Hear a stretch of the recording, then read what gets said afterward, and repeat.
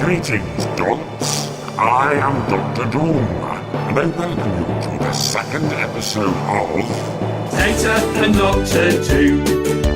Data and Doctor Doom. My name is MJ Hibbett. Hello. Thanks for listening to my show, which will tell you everything you'll ever need to know about Data and Doctor Doom. Data and Doctor Doom. We've introduced the Lord of Latveria, talked a little bit about transmedia and why empirical data is a good idea in Data and Doctor Doom. Data and Doctor Doom. Today I'll explain character components, go further into why we need evidence, and ask of the Marvel Age, yeah, but whence in Data and Doctor Doom? Hello. As you've just heard, my name's MJ Hibbett, and you're listening to Data and Doctor Doom, the podcast about data and also Doctor Doom. In the first episode, we talked about Doctor Doom's exciting secret origin story, my own almost as exciting origin story, and why it's important to use and promote evidence-based knowledge gathering, because in a world increasingly run by liars, it's an act of rebellion to use facts to back up your argument. It's like being Luke Skywalker, but with a spreadsheet. In this second of 5 episodes, I'm going to look at why you'd want to apply this idea to transmedia characters, specifically Doctor Doom, how you'd go about doing it, and sing you some songs along the way. So, when you do a PhD, you're supposed to make a unique contribution to knowledge. It doesn't have to be a big contribution, usually it isn't, but it does have to be unique. Dr. Doom tried to do this by researching the forbidden secrets of black magic and sorcery, but as we heard last time, this blew up in his face, literally. And he never got to finish his studies, and yet he still calls himself a doctor. So when I did my PhD, one of the main reasons I chose to look at transmedia characters instead of black magic and sorcery was that I thought it would be safer. And I'm pleased to say that over the 5 years it took me to finish it, my supervisors hardly ever encouraged me to dabble with satanic mysticism. The other reason I chose to look at transmedia characters instead of black magic and sorcery was that transmedia characters are really interesting and relevant to the world today. When we talk about transmedia, we're using a term defined by Henry Jenkins in 2003 to describe a way to tell stories across different media but within the same story world. So for instance, if a story started in a film and then continued in a game, then that's transmedia. And since then, this type of storytelling has become massive as corporations have twigged that selling you a film and a game and a TV show and an action figure is a lot more profitable than just the film. And billions of people have gone along with it, spending billions of dollars on transmedia every single day. So I think it might be quite a good idea to try and understand how it all actually works. Now, some people will always argue that research into the arts isn't important. And usually those people are scientists who want all the money for themselves. But I think that if this is how the human race is going to talk to each other from now on, it's probably worth having a look at. But more than this, more than the importance of transmedia politically, more than its importance financially, more even than its importance culturally, I wanted to look at these sort of characters because they are really cool. And Doctor Doom is the coolest of them all. Just to be clear though, when I say that, I do not mean that Doctor Doom is cool as a person. Anyone who suggests I like Doctor Doom because he's a raving egomaniac who crushes all dissent is completely wrong and will be destroyed once I take control. No, he's cool because he's a great character, and I'm not the only one who thinks so. Doctor Doom was a big hit with readers right from the start, or at least according to Stan Lee. Hi there, true believers, Stan Lee here. Well, in a matter of days, the mail came flying in, and it all carried the same message. Bring back Dr. Doom. After the first 1,000 or so letters, we suspected we had a hit, so bring him back we did. Now, to put it politely, Stan Lee was generally more keen on a good story than actual factual accuracy, so that might not be entirely true. But it's clear that he thought it was true because Doctor Doom soon started to appear in loads of Marvel comics. First of all in The Amazing Spider-Man number 5, and then pretty much everywhere else. And that made him a great example for me to use for this. The fact that he's not restricted to just one series means he acts as a sample of the Marvel Universe as a whole. But the fact that he doesn't appear quite as much as, for instance, Spider-Man means there's not such an overwhelming amount of data to analyse. And also, as I say, he's really cool.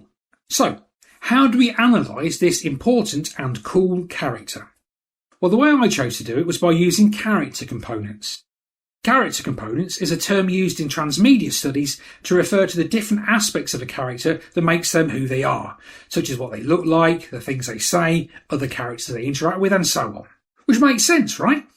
Yeah, but the only problem is, pretty much everybody who's ever used character components in their research has made up their own version of what they are, with each new set of components bringing in something new, while still overlapping with what's gone before. It was all pretty confusing, but eventually I realised that I could bring all of these different definitions together into one single, straightforward, easy to understand tool that I like to call the Unified Catalogue of Transmedia Character Components. This is my unified catalogue of transmedia character components. I'll try to describe how it works so that hopefully you'll be able to condone it as a way to analyse how they are modified as they move across media and time with a transmedia character catalogue of components that's unified.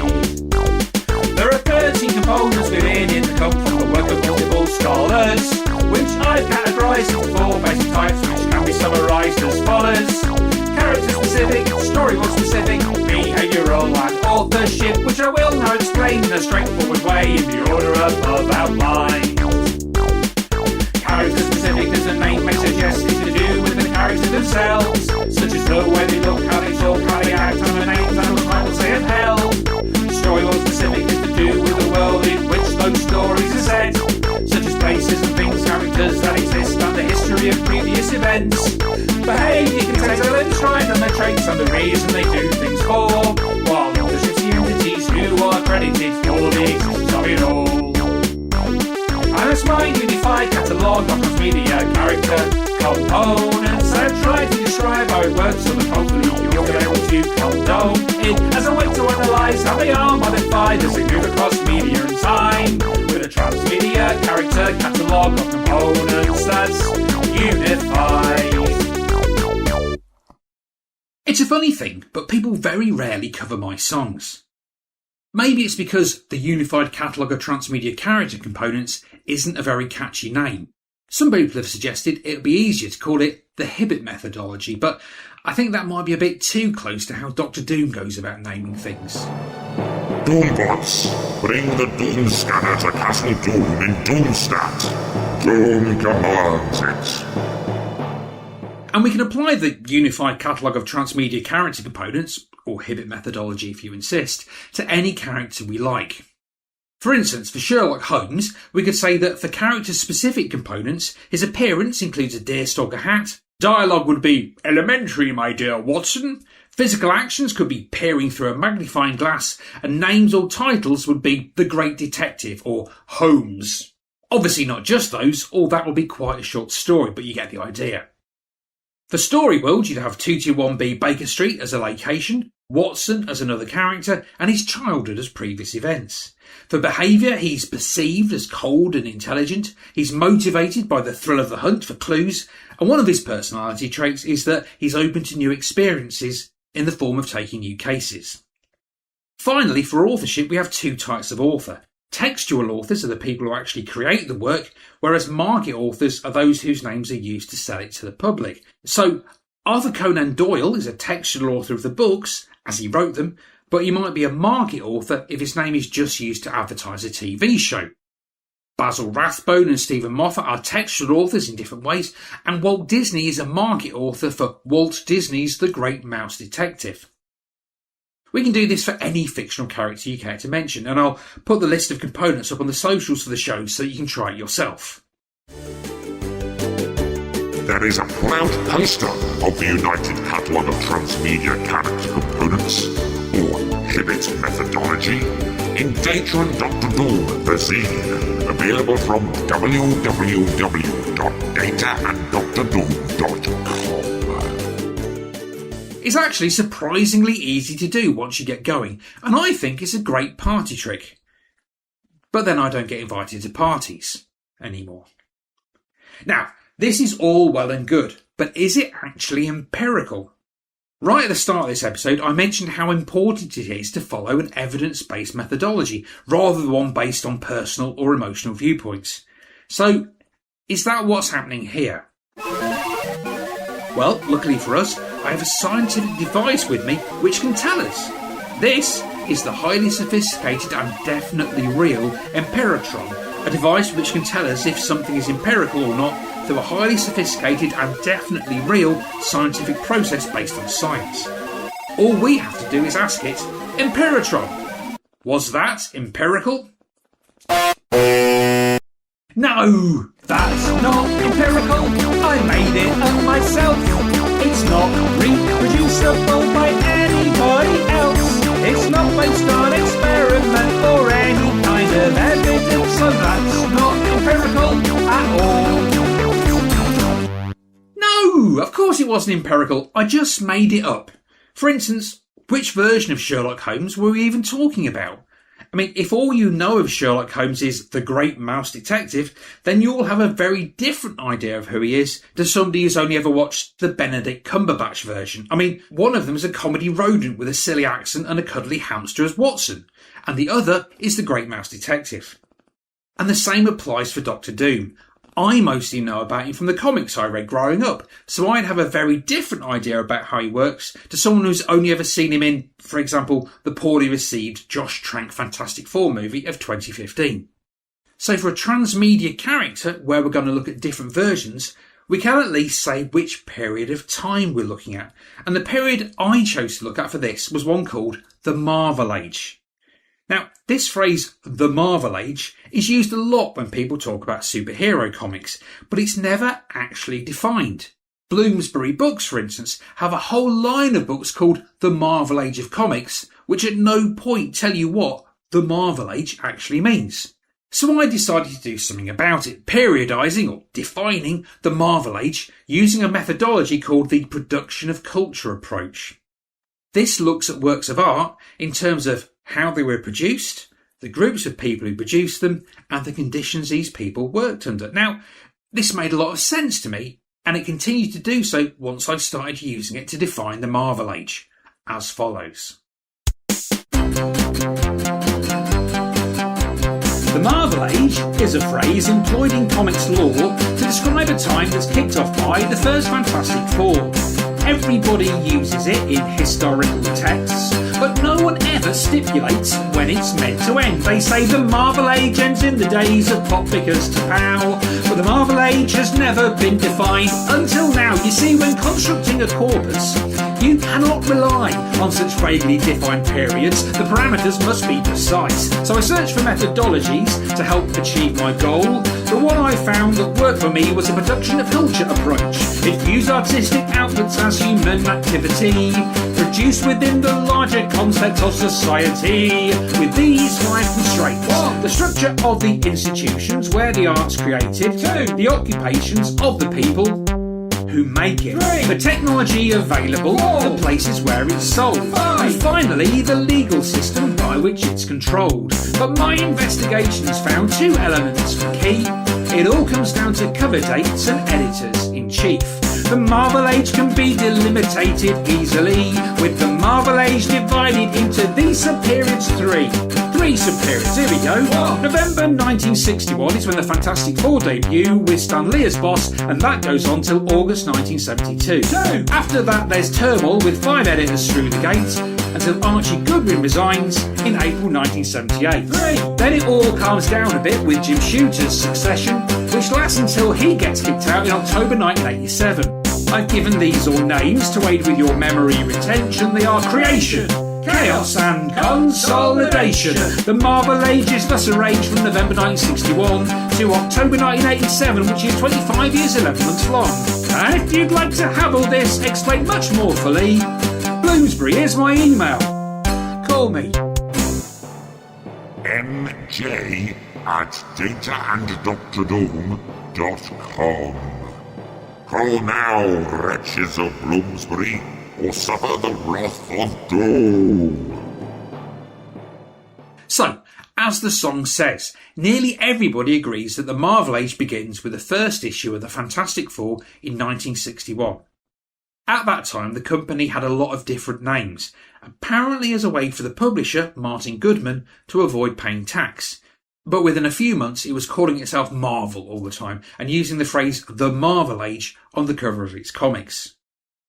This was when the shared story world of the Marvel Universe started to take shape, with characters crossing over from one series to the next and stories referring back to each other. We might think this is some wondrous piece of conscious creativity, a decision to create a new form of comic storytelling. But it was mostly down to the fact that Marvel was a very small company with a very small group of people working together to create everything, which meant that one single storyline was as easy, or maybe easier, to produce than lots of different ones. That group of people grew and grew as this form of storytelling got more and more popular, gradually becoming more successful than the traditional and rather boring comics published by their main rivals DC. Almost inevitably, the original creators fell out with each other and left. First Steve Ditko, then Jack Kirby, and finally, in 1972, Stan Lee, who stood down as editor-in-chief to try and sell Marvel characters to Hollywood. I wonder what happened to that crazy idea. The first issue of Fantastic Four had a cover date of November 1961, and the final batch of comics with Stan Lee named as editor-in-chief were dated August 1972. So any comic between those two dates is included in our first period, the creation section of the Marvel Age. I've called the next period Chaos because that's what it was like. Over the next 5 years, Marvel had 5 different editors-in-chief. Roy Thomas, Len Wein, Marv Wolfman, Jerry Conway and Archie Goodwin, and a huge turnover of staff. The company almost went bankrupt as well and was largely saved from the brink by an adaptation of a new science fiction movie called Star Wars. This was the first time that Marvel's fate got entwined with a galaxy far, far away, but obviously not the last.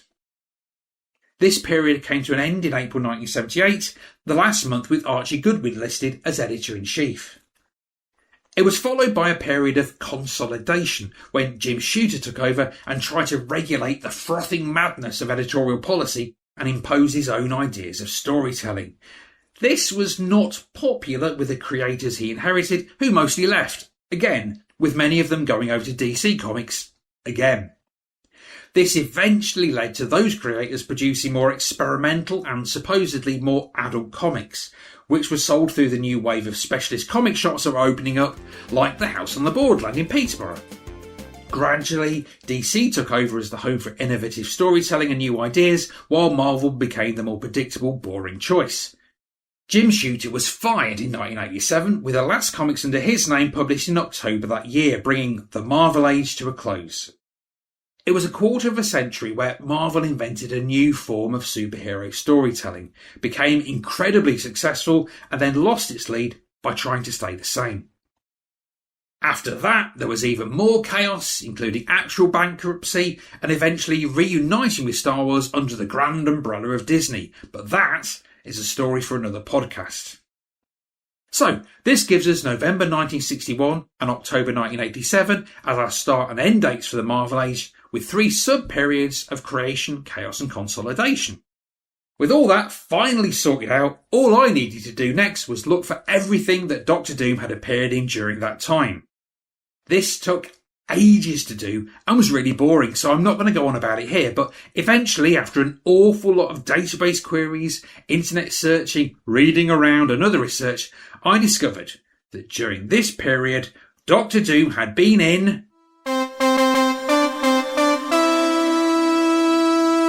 236 comics, 15 cartoon episodes, 6 games, 6 radio shows and 3 newspaper strips. That's 266 texts overall, with 78 in the creation period, 54 in chaos and 134 in consolidation. Or to put it another way, a lot of stuff to read, watch and listen to. Now, I have read, watched and listened to every single one of those items and written about them in a research blog which you can find at dataanddrdoom.com. Reading and writing about them all was a lot of fun, but it took me years to do. Meanwhile, I was doing my PhD part-time and paying for it myself because, amazingly, There is not a funding body in the land that will give you money to spend all day thinking about Doctor Doom. This meant I didn't have the time or the money to analyse all 266 texts properly, so I needed to find a way to reduce that number.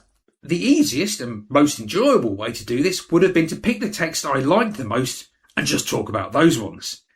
This is something that seems to happen an awful lot in superhero studies. People love things like Watchmen or The Dark Knight Returns, and so that's what they write about. You can understand why. There are definitely some amazing Doctor Doom stories which I could talk about forever, and also a lot of really dreary ones that I'd rather not. So how about I just look at the cool ones?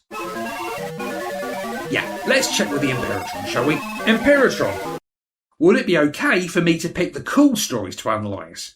Is that empirical? No! That's not empirical. How could it ever be? I'm only picking things that are of interest to me.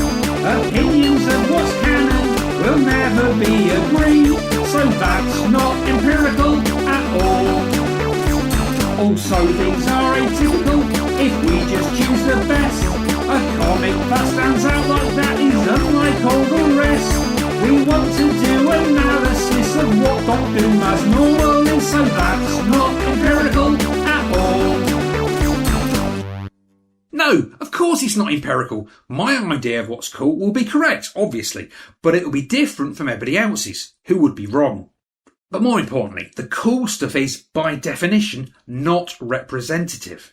Most of Doctor Doom's stories are, to be honest, in no way cool. Some of them are absolutely terrible.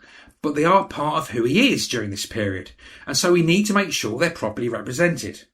So how do we do that? How do we get from a huge pile of comics, newspaper strips, games, cartoons and radio shows to a smaller pile of comics, newspaper strips, games, cartoons and radio shows that still tell us the same story about what's going on?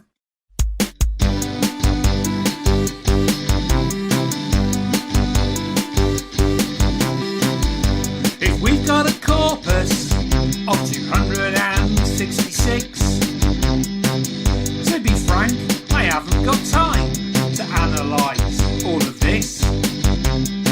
So what we need is a sample about a quarter the size, but with the same proportions in terms of series title and time. It needs to be representative, and the statistical technique I use to do it is called random stratified sampling. Random stratified sampling. The choices were made at random and empirically, so that the final selection had nothing to do with me. If it had, I assure you that the sample size would not have turned out to be 69.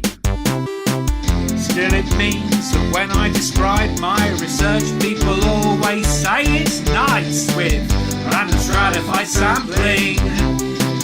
Random stratified sampling.